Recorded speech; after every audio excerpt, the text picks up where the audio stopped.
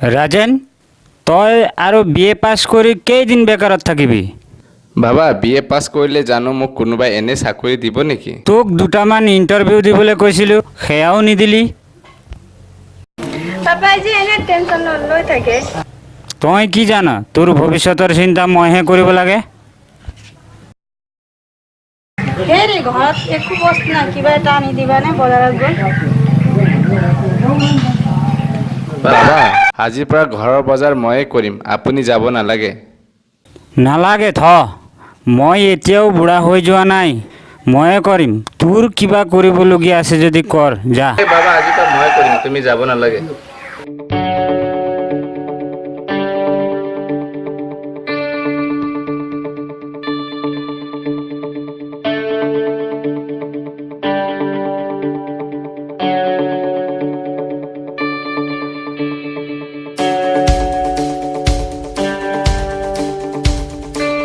বাবা এইটো লওক।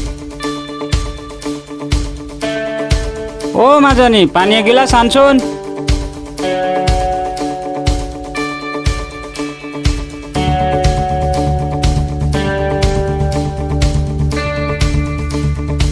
পাপা আপোনাৰ চুলিখিনি গোটেই পকি গৈছে, কিবা লগাই দিওঁ নেকি? হে নেলাগে থ, তহঁতেই লগাবি, মই আৰু বুঢ়া হ'লো নহয়।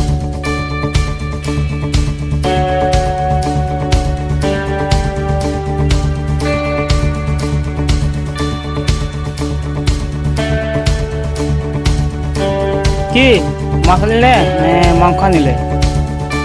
কি আনিম, আমাৰ নিচিনা দুখীয়া মানুহে 5,000 টকাত যেন তেন ঘৰটোহে চলাই আছোঁ।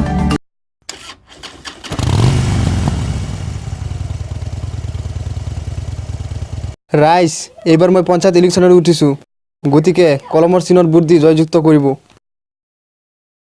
বাকী কথাখিনি প্ৰাঞ্জলে ক'ব। ৰাইজ নমস্কাৰ গ্ৰহণ কৰিব আৰু এইবাৰ আমাৰ মেম্বৰক জিকাওক। যোৱাবাৰ মেম্বৰে কলা কেৰাচিন দিছিল, যদি এইবাৰ আমি জিকো আপোনালোকক ৰঙা কেৰাচিন দিম। ৰাইজ, যোৱাবাৰৰ মেম্বৰে ছাত্ৰ ছাত্ৰীক এটাকে লেম্প দিছিলে, এইবাৰ যদি আমি জিকি যাওঁ আপোনালোকক এটাকে টৰ্চ লাইট দি দিম, সেইটোৱে আপোনালোকে হাতীও খেদিব পাৰিব। ৰাইজ, যোৱাবাৰ মেম্বৰে 5 কেজিকে চিনি দিছিলে, এইবাৰ যদি আমি জিকি যাওঁ আপোনালোকক 1 বস্তাকে নিমখ দি দিম।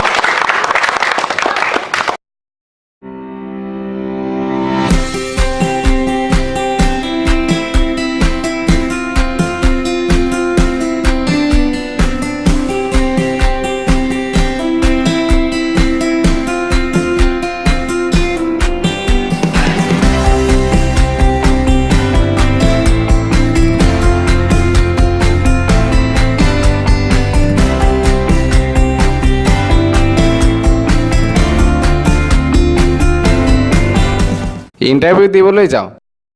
এই গাড়ীখন কাৰ? গাড়ীখন মোৰেই, আৰু দুখন আছে। মোক চলাব দিব নেকি? হেই, তুমি BA পাছ কৰি গাড়ী চলাব নেকি? হেই বাদ দে না, তই দিবিনে গাড়ীখন চলাবলৈ? হ'ব দিম, ঠিক আছে। তেতিয়াহ'লে তই যা, মই নাযাওঁ।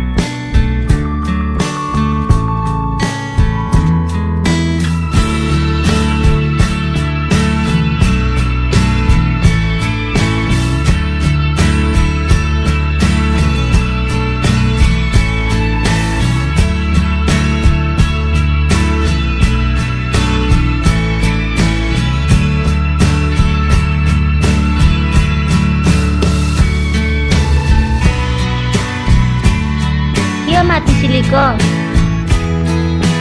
তোমাক মাতিছিলোঁ মানে তোমাৰ ভাইবিলাক যিয়ে ভিলেন, ভয় লাগে আজিকালি তোমাক লগ কৰিবলৈ। ত তই আজিকালি অটো চলা কি কৰিম অটো চলাবই লাগিব বিএ পাছ কৰিও আজিকালি চাকৰি নাই সেইকাৰণে অটো চলাইছো অটো চলাব নালাগে আৰু। কেইদিনমান চলাব দে পাছত অটো চলোৱাটো মই এৰি দিম এতিয়া যাওঁ নেকি তোৰ ভাই আহিলে আকৌ প্ৰব্লেম হ'ব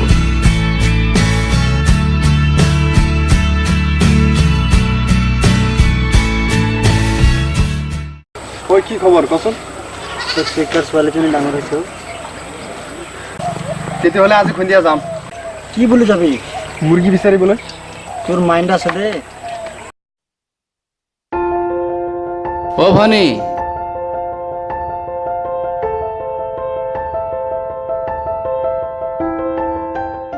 পূজাৰ কাৰণে কাপোৰ আনিছো তোৰ কাৰণেও আনিছো আৰু দেউতাৰ কাৰণেও আনিছো আজি মোৰ ফ্ৰেণ্ডৰ বাৰ্থডে আছে বল না যাওঁ তই যাগৈ মোৰ সময় নহ'ব আজি বল না যাওঁ বল বল যাও যদি কাপোৰটো থৈ আগৈ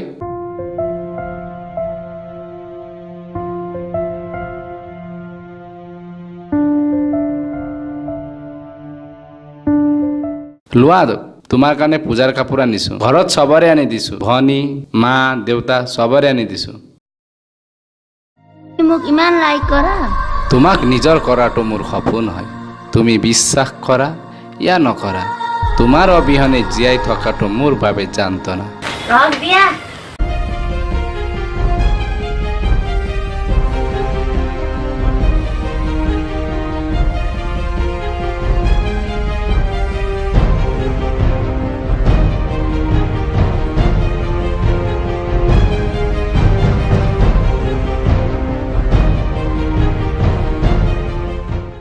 পটলৰ খাওক চা মোৰ বনীক লৈ ঘূৰি ফুৰি থাকে ইয়াক কাটি পেলাম এবাৰ ঐ মেম্বাৰ পঞ্চায়ত ইলেকশ্যনটো যাব দে অলপ ঠাণ্ডা হ এইবাৰ চান্স পালেই হ'ল ইহঁতৰ ফেমিলিটো বৰবাদ কৰি দিম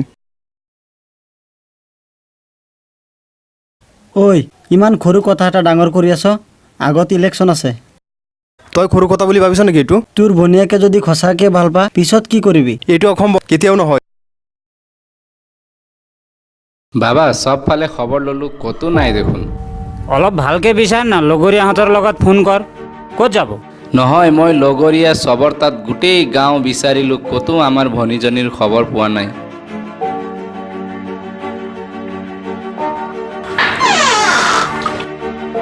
কাক বিচাৰিছে অঁ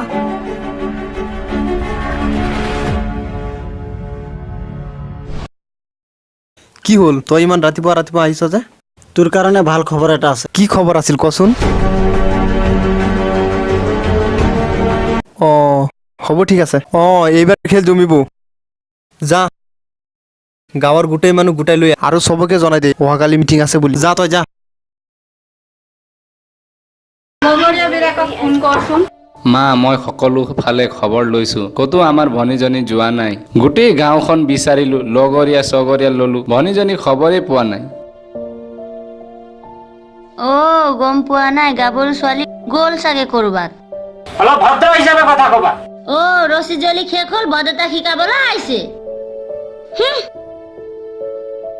অ' মা হেই অ' মা উঠাচোন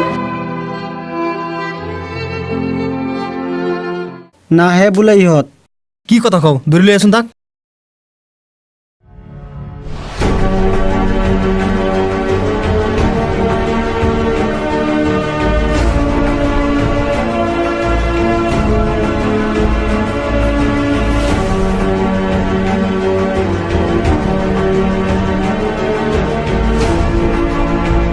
তই ৰাইজৰ বিচাৰ মানিব লাগিব নহ'লে দ্বিতীয়তে এগৰীয়া হৈ থাকিব লাগিব আপোনালোকৰ মানুহৰ নিচিনাৰ কাৰণে আজি সমাজখন পিছ পৰি ৰ'ল মই কোনো সামাজিক অপৰাধ কৰা নাই আপোনালোক মৰেল পুলিচ হোৱাটো চেষ্টা নকৰিব আপোনালোক এখন কি সমাজ হয় য'ত দুখীয়াক একেৰাহে অত্যাচাৰ কৰি থকা হৈছে মৰেল পুলিচ কেলে আপোনালোক হ'ব বিচাৰে ইয়াৰ বাবে নাই ন্যায় ব্যৱস্থা আছে নহয় আৰু মোৰ হিচাপত এইটো কোনো অপৰাধ নহয় কথা কবাইছে তই চিঞৰি চিঞৰি বুকু ফালিলেও নহ'ব তোৰ ছোৱালী নিজ পৰিয়ালৰ ল'ৰাৰ লগত গৈছে গতিকে ৰাইজৰ কথা মানিবই লাগিব জোনমণি তুমিতো জানাই আমাৰ ভনীজনী নিজ সম্প্ৰদায়ৰ ল'ৰাৰ লগত পলাই যোৱাৰ কাৰণে গাঁৱৰ ৰাইজে আমাক এঘৰীয়া কৰিছে সেইকাৰণে আশা কৰিছোঁ তুমিও আমাৰ লগত চহৰলৈ যাবা বুলি তুমি যোৱা মই যাব নোৱাৰো মানে তুমি ইমান দিন 10 বছৰ ধৰি মোৰ লগত প্ৰেমৰ অভিনয় কৰি আছিলা।